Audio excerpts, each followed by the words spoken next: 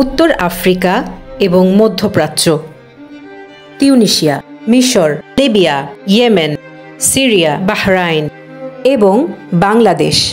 2010 সালের পর থেকে মুসলিম বিশ্ব প্রত্যক্ষ করেছে একের পর এক স্বতঃস্ফূর্ত গণ আন্দোলনের।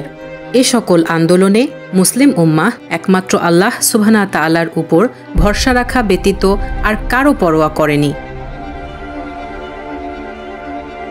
মুসলিম বিশ্বের বুকে জেঁকে বসা পশ্চিমাদের দালাল ভয়াবহ অত্যাচারী জালিম শাসকদেরকে একের পর এক উপড়ে ফেলেছে আমাদের নির্ভীক মুসলিম ভাই বোনেরা। আমাদের এই বিজয় আমাদের উপর নিয়ন্ত্রণ স্থাপনকারী পশ্চিমাদের ভীতির কারণ হয়ে দাঁড়ায়। সমগ্র বিশ্ব বিস্ময়ের দৃষ্টিতে তাকিয়ে থাকে আমাদের দিকে যে তারপর কি হতে চলেছে। হোসনি মুবারকের পর তৎকালীন British prime minister David Cameron বলে, আমরা আতঙ্কিত ছিলাম যে এরপর কি হবে। বাংলাদেশে হাসিনা পতনের পর আমেরিকা জানায় যে তারা বাংলাদেশের পরিস্থিতি খুব গভীরভাবে পর্যবেক্ষণ করছে। একইভাবে কিছুদিন আগে কসাই বাশার আল আসাদের পতনের পর বাইডেন বলে, আল আসাদের পতন অবশ্যই আমাদের জন্য একটি ঝুঁকি এবং অনিশ্চয়তার সময়, যা আমাদের শঙ্কিত করছে যে পরবর্তীতে কি হতে পারে। আর আমরাও আশা নিয়ে তাকিয়েছিলাম এরপর হয়তো কিছু হবে।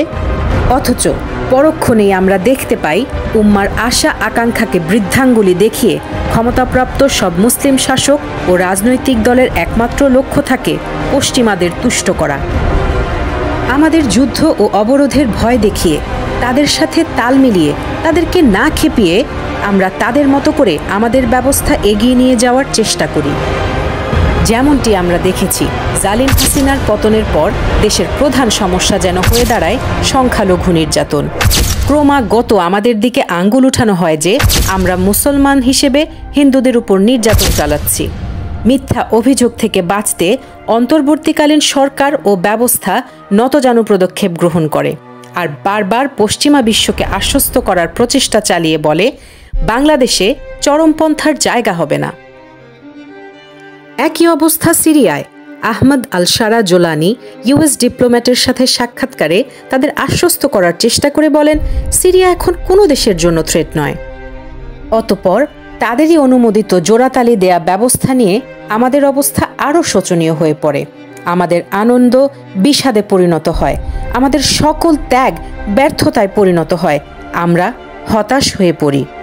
আমরা কি মনে করি তাদেরকে তুষ্ট করে চললে আমরা তাদের হাত থেকে উদ্ধার পাব? অথচ ইতিহাস ও বর্তমান সাক্ষী, তারা তাদের স্বার্থ হাসিল ব্যতীত কোনো কিছুর তোয়াক্কা করে না। স্বার্থ হাসিল করতে কোটি কোটি মানুষের রক্তের উপর দিয়ে হাঁটতে তারা অভ্যস্ত।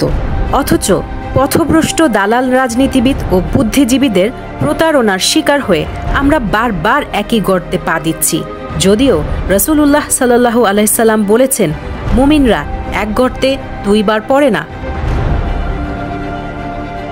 আমাদের বুঝতে হবে, তারা যেমন তাদের স্বার্থ রক্ষার জন্য বদ্ধপরিকর, আমাদেরকেও শরিয়াহ রক্ষার জন্য আবিষ্ট করা হয়েছে।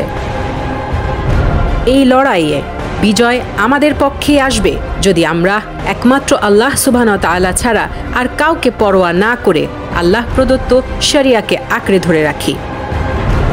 আল্লাহ সুবহানাহু ওয়া তাআলা বলেছেন, তোমরা যদি মুমিন হয়ে থাকো তাহলে একমাত্র আল্লাহর উপরে ভরসা করো। সূরা মাইদা 23।